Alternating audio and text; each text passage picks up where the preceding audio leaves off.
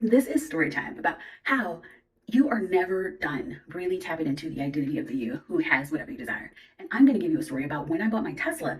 The day I went to pick it up, I manifested some like crazy drama to happen, and it helped some thoughts and beliefs to come up that got to be seen and got to be shifted. And so I am going to take you through that. 2001, I actually, manifested my Tesla. Things it came so easily. And I go to the Tesla dealership and see the car, but I can't get in. What's going on? And they had a lot of other people that were picking up their cars. And so in my mind, well, the only black woman, that was there.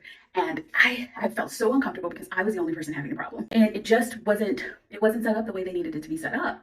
And it had nothing to do with me, but I made it me. Like, oh, everybody's looking at me. They're going to think this black girl trying to get this Tesla can't afford it. All these things like came out of my head that had nothing to do with the actual situation, but it was clearly thoughts, things that I got to shift because I didn't believe that I belonged. There was a big piece of not belonging there. Who am I to have this? Who am I to, make all of this money and be able to buy this car? And these people, they got me, they know. And so I decided that I was going to look at all of those beliefs that came up.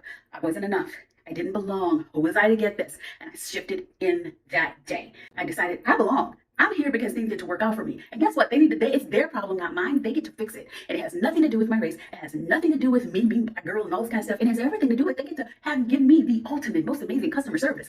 I get all the calls in the morning. Oh, Christine, Miss Hayes, we're so sorry. This was our problem. This was all our fault. We can't believe we did this to you. And we can't believe it wasn't ready for you. We're so sorry. And guess what? I get there. Everything was perfect. They gave me extra stuff. Like, we are so sorry. This has only happened a few times and da-da-da-da-da. And they fixed it. But guess who had to fix her belief about herself? And guess who had to remember that she freaking belonged? Me. Women couldn't have credit cards because we weren't supposed to be able to handle financials and things like that.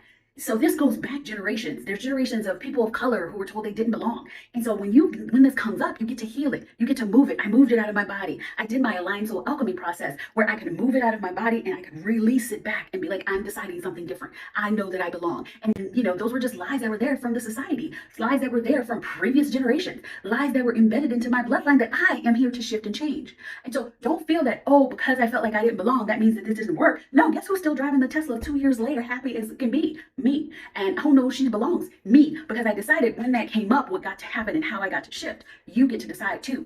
You decide you belong. You decide you're the wealthy woman. You decide this is the way you handle things. And don't let circumstances that come from old beliefs or generational patterns or previous lifetimes or whatever, don't let that determine who you get to be today. Use that as fuel to decide how you get to be the difference. You get to be the person that's going to shift and change that. You get to be the turning point in your family, generation, in your society or whatever, where things get to be different for you. And that's the way it gets to be.